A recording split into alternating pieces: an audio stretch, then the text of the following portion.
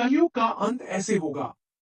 राधे राधे, जय श्री कृष्णा, जय श्रीमन नारायण। दोस्तों आज हम इस वीडियो में आपको बताएंगे कलयुग के अंत के विषय के बारे में। प्राचीन जानकारी हमारे पुराणों में पहले ही भविष्यवाणी की गई थी। दोस्तों, कलयुग का प्रभाव तो आपने देखा ही होगा, कैसे दिन वह दिन कलयुग का प्रभाव पड़ता जा रहा है। कलयुग का प्रभाव आगे कैसा होगा, कलयुग में मनुष्य का आखिर में व्यवहार कैसा होगा। दोस्तों, कलयुग की स्त्रियां कैसी होगी, यह सब आपको धीरे धीरे देखने को मिलेगा और हम आपको इस वीडियो में बताएंगे। दोस्तों, कलयुग में मनुष्य का आकार और आयु कितनी होगी जब कलयुग अपनी चरम सीमा पर होगा। कलयुग में पाप और पुण्य की आखिर में कौन सी परिभाषा होगी। कलयुग में मुक्ति पाने के लिए आखिर में हमें कौन से मार्ग पर चलना होगा, तथा आखिर में कलयुग का अंत कैसे होगा। आज के विषय के बारे में हम आपको प्राचीन पुराणों में कलयुग की भविष्यवाणी के अनुसार बताएंगे। दोस्तों, भगवान श्री कृष्ण ने कलयुग की भयावहता का वर्णन गरुड़ जी के सामने किया था, जिसके बारे में प्राचीन गरुड़ पुराण में सब कुछ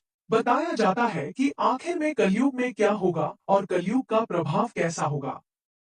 तो दोस्तों, चलिए जान लेते हैं कलयुग के बारे में। दोस्तों कलयुग का धर्म की सफलता, अनुशासन की कमी, मनुष्यों में बढ़ती दुर्भावना, धन की लालसा, अत्यधिक काम का प्रभाव, भ्रष्टाचार से बढ़ता हुआ व्यापार, गुरुजनों तथा पूज्य लोगों की निंदा, स्त्रियों में व्यवहार और अनाचार आदि गुना की वृद्धि, लोगों में आध्यात्मिक की कमी, 6 प्रकार के लक्षणों से हम कलयुग की पहचान कर पाएंगे। दोस्तों, भगवान श्री कृष्ण ने कहा था कि कलयुग में मनुष्य का मन इतना कठोर हो जाएगा कि मनुष्य अशांत चंचल धर्म से विमुख होकर धर्म के पथ पर चलने वाले होंगे। दोस्तों, जो लोग धर्म को नहीं मानेंगे वही धर्म के पथ पर चलेंगे। उन्हें शास्त्रों का तो बिल्कुल भी ज्ञान नहीं होगा, जिसके मुख से जो भी निकलेगा उसे ही शास्त्र लोग समझ लेंगे। दोस्तों, कलयुग के अंत में धर्म और आसुरी शक्तियों का विनाश होने लग जाएगा और पुनः नए युग का प्रारंभ हो जाएगा, तथा फिर से सत्य युग का भगवान प्रारंभ कर देंगे और सृष्टि का यह चक्र चलता रहेगा। दोस्तों, चारों युग में कलयुग अंतिम युग होगा। जब कलयुग अपनी चरम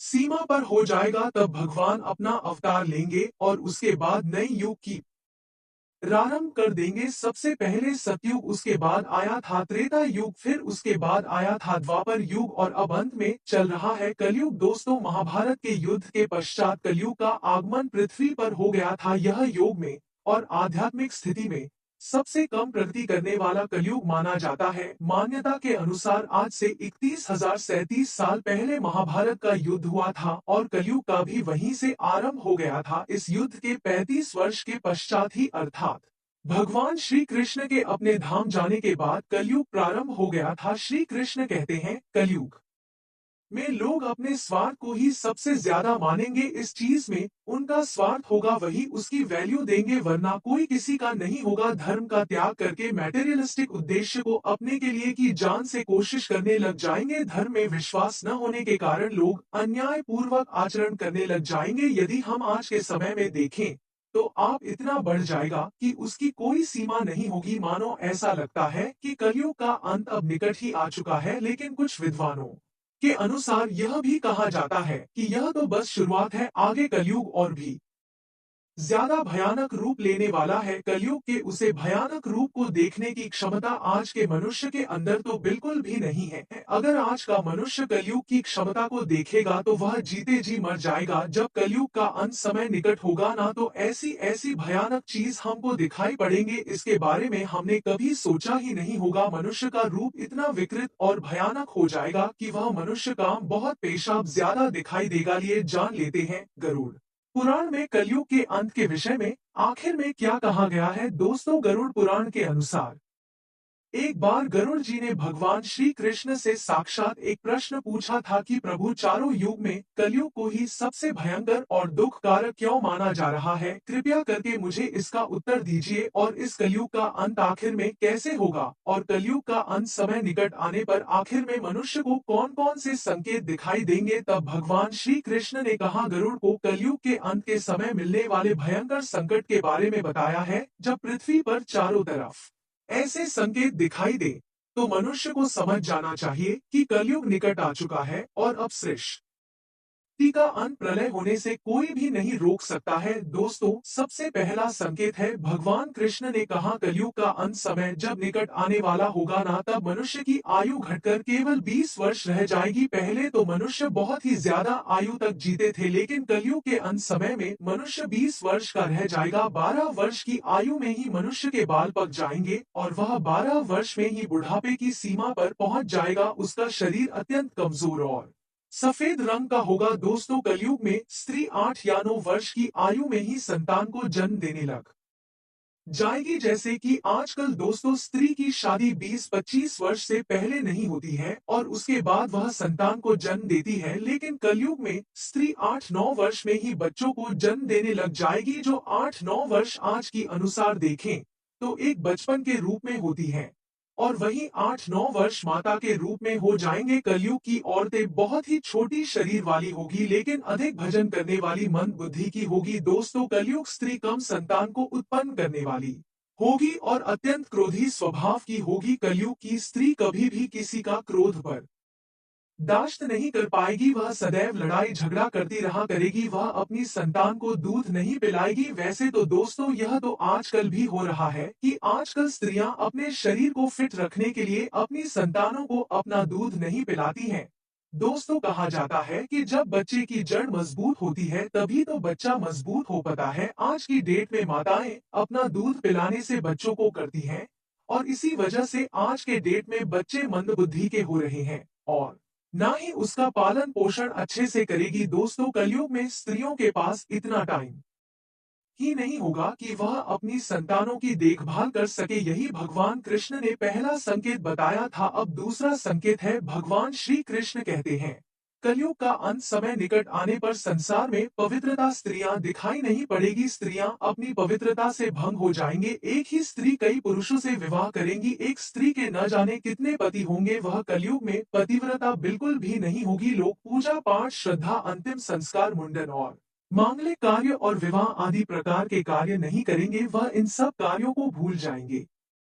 सिर्फ वह कामवासना में और अपने जीवन को गुजरने में अत्यंत बिजी होंगे। जल के अभाव के कारण लोग बिल्कुल भी स्नान नहीं करेंगे और अशुद्ध ही रहेंगे। कलयुग के अंत में लोग केवल मांसाहार ही करेंगे, क्योंकि कलयुग के अंत में अन्य समाप्त हो जाएगा तो उनके पास मांसाहार करने की सिवाय कोई ऑप्शन नहीं रहेगा। और वैसे भी कलयुग में लोग मांसाहार को सबसे ज्यादा वैल्यू देंगे और कोई भी सात्विक भोजन नहीं करेगा। कलयुग में लोगों के वस्त्र तने हुए और चमकीले होंगे, लेकिन कलयुग में लोगों के वस्त्र धीरे धीरे घटते जाएंगे और वह जितना हो सके उतने छोटे छोटे वस्त्र पहनेगी। दोस्तों, फिर भगवान कृष्ण कहते हैं कि अब कलयुग का तीसरा संकेत हम आपको बता रहे हैं।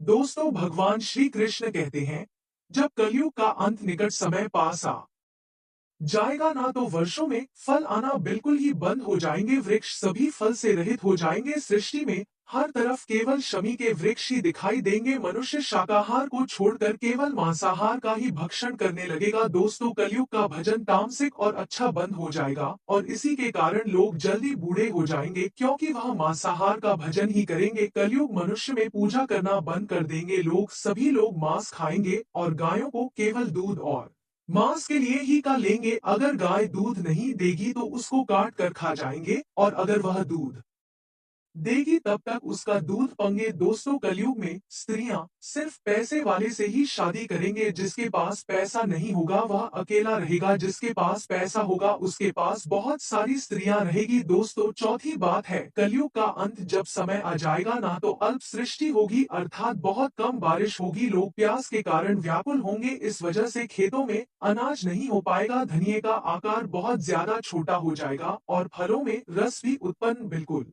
नहीं होगा। दोस्तों, मनुष्य भूख और प्यास के कारण इतना व्याकुल रहेगा कि उसके पास भूख प्यास को मिटाने के लिए कुछ भी नहीं होगा। मनुष्य को केवल बकरियों का ही दूध प्राप्त होगा। दोस्तों, पांचवी बात है जब कलयुग का अंत होने वाला होगा ना तब भगवान विष्णु सूर्य के कारण विराजमान होकर पृथ्वी का संपूर्ण जल सुख लेंगे। आकाश में चारों तरफ सूर्य दिखाई देगा। बारिश की तो संभावना ही नहीं होगी। इस सभी प्रभाव से संपूर्ण सृष्टि में हाहाकार मच जाएगा। तत्पश्चात रुद्र रूप भगवान विष्णु संपूर्ण संसार को गरज करके अपने स्वास्थ्य में मेघा को उत्पन्न करेंगे और मेघ भयंकर गर्जना करते हुए अगले 100 वर्षों तक आकाश से जल की वर्षा करेंगे और सृष्टि की उसे भयंकर अग्नि को शांत करेंगे जो कलयुग में सिर्फ सूर्य के होने से उसे संसार में जो अग्नि लग जाएगी। अग्नि शांत होने पर मेघ संपूर्ण जगत को जल में डुबो देंगे और इस प्रकार से कलयुग का पूर्ण तरह से अंत हो जाएगा और फिर परमात्मा एक नई सृष्टि का अपनी इच्छा मंत्र से पुनः निर्माण करेंगे और सृष्टि में जीवों की उत्पत्ति करेंगे। तो दोस्तों, यह थे कैरियर कलयुग के अंत के संकेत। गरुड़ पुराण में कलयुग के अंत के संकेत बहुत ही अच्छे से बताए गए हैं। उम्मीद है आपको यह जानकारी अच्छी लगी होगी। आखिर में आपको समझ ही आ गया होगा कि कलयुग के अंत में क्या होगा। अगर आपको हमारे शास्त्रों अनुसार दी गई जानकारी पसंद आई हो तो वीडियो को लाइक करके चैनल को सब्सक्राइब करके पास वाली बेल आइकन को दबाना ना भूले और हम आपसे मिलेंगे अगली वीडियो में। तब तक के लिए कमेंट बॉक्स में हर हर महादेव अवश्य लिखें।